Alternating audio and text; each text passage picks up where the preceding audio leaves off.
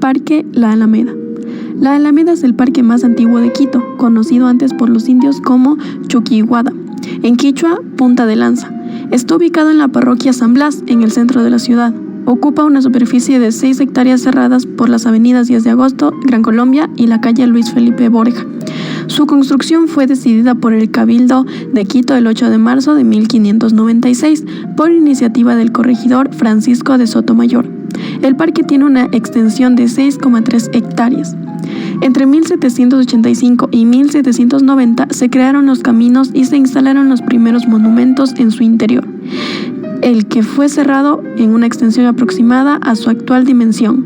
Hasta 1873, fecha en que comenzó la construcción del observatorio astronómico, el triángulo que forma hoy este paseo fue usado para pastorear animales. A pesar del tiempo transcurrido, continúa siendo un importante centro para la distracción y relajamiento de los residentes de Quito. Como los lugares más emblemáticos del centro histórico, tenemos la iglesia La Basílica.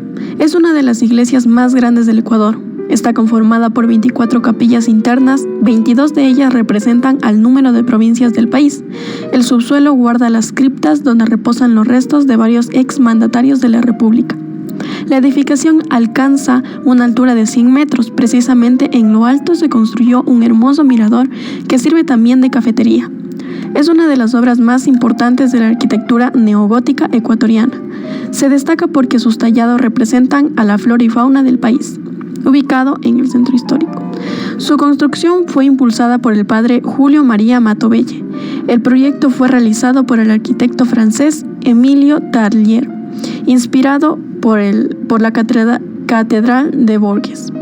Hizo sus planos entre 1890 y 1896. La basílica tiene 140 metros de largo por 35 de ancho, 30 metros de altura en la nave central, 15 metros de altura en las 24 capillas votivas, 74 metros de crucero y es la iglesia más grande del Ecuador y de toda Latinoamérica. Cosa bonita. Cosa bien hecha. Museo de Camilo Egas.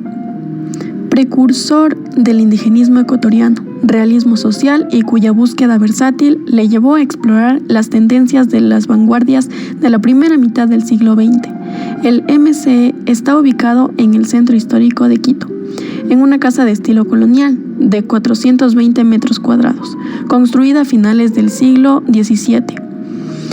El espacio cultural abrió sus puertas en 1980 como parte de los museos del Banco Central del Ecuador. Fue reinaugurado en el año 2003 y transferido en el 2010 al Ministerio de Cultura y Patrimonio. Desde 2018 forma parte del Museo Nacional del Ecuador e integra la Red Ecuatoriana de Museos. Iglesia de San Francisco. La Plaza de San Francisco nota los estilos renacentistas del edificio en sus impresionantes fachadas con 2 torres. La plaza está construida en una ladera que los arqueólogos descubrieron se debería a que la construcción del complejo se realizó sobre un templo inca. Se dice que las escaleras fueron diseñadas de esta manera para que los visitantes tuvieran que ver dónde pisaban e inclinaran la forma natural de su cabeza mientras se acercaban a la iglesia de San Francisco. Se pueden observar representaciones incas del sol con las cuales se pretendía animar a los indígenas para visitar la iglesia.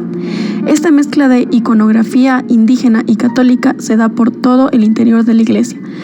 La iglesia posee 3.500 obras de arte de la colección de San Francisco. Algunas de las obras son representativas, entre las cuales la más celebrada, Virgen de Quito.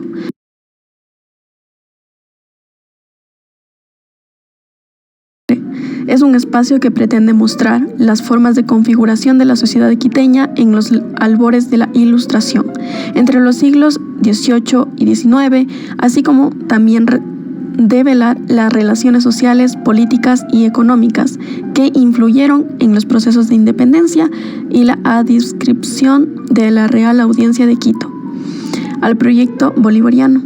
Como museo de sitio, a través de su recorrido, el espectador podrá conocer cómo era una casa de estilo colonial, así como la historia de quienes habitaron este inmueble. Su exposición incluye 3 temas: el museo de sitio, información histórica sobre el inmueble y sus áreas, Mariana Carcelén y Antonio José de Sucre, Sucre y Bolívar, hacia un ideal de independencia.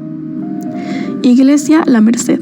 El Templo de la Merced comenzó su construcción al comenzar el siglo XIX, bajo la dirección del arquitecto quiteño José Jaime Ortiz. La importancia de su construcción, de su historia y de sus obras artísticas no está de ninguna manera fuera de la riqueza religiosa de la que fue el centro de Quito.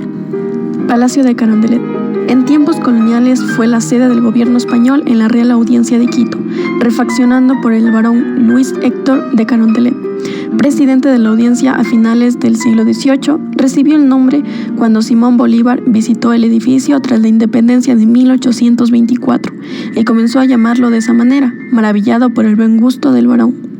Desde 1966 se convirtió en el primer palacio de gobierno de la República de Quito, al frente de la cual se encontraba el presidente Guillermo Rodríguez Lara, que en 1973 movió la capital a la ciudad de Riobamba, en donde construyó una nueva casa presidencial, aunque mantuvo su residencia quiburguesa en los pisos superiores de ala occidental de Carondelet.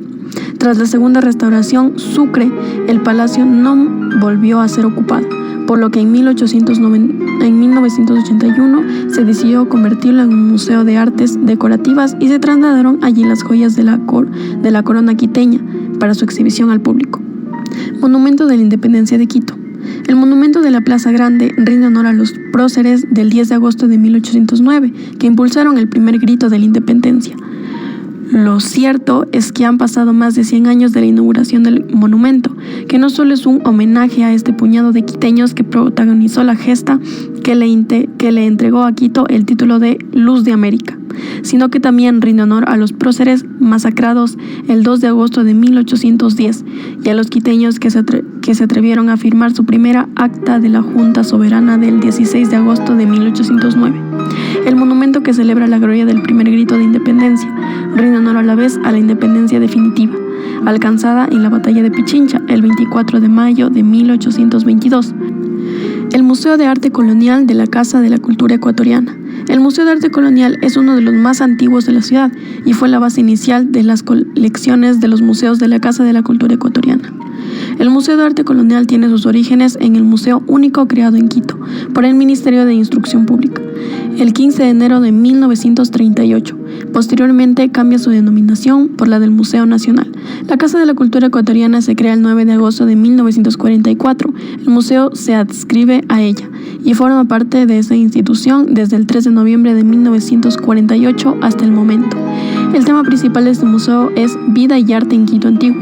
Durante el recorrido vamos analizando a la ciudad y sus vivencias en el periodo virreinal, cuyo eje dinamizador de la sociedad y el arte de la marcada religiosidad de la época, expresada en sus costumbres, devociones y festividades. Por último tenemos al panecillo.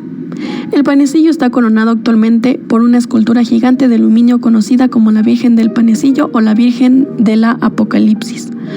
El monumento es una representación de la Virgen de Quito, del maestro Bernardo de Legarda, uno de los mayores exponentes de la escuela quiteña. La Virgen del Panecillo descansa sobre una base en cuyo interior se puede conocer detalles de monumento, que además conduce a un mirador panorámico que brinda una privilegiada vista de Quito. Este mirador forma parte del fabuloso conjunto de miradores de la Carita de Dios. El ala abierta de la Virgen mide 90 metros cuadrados. Estas piezas fueron armadas en tierra y luego ensambladas al cuerpo. La corona de la Virgen está compuesta de 12 estrellas que representan a los 12 apóstoles o a las 12 tribus de Israel. El rostro de la Virgen María, al igual que el resto de partes, fueron traídas desde España en barco hasta el Ecuador en 1974. La cabeza del dragón representa al demonio.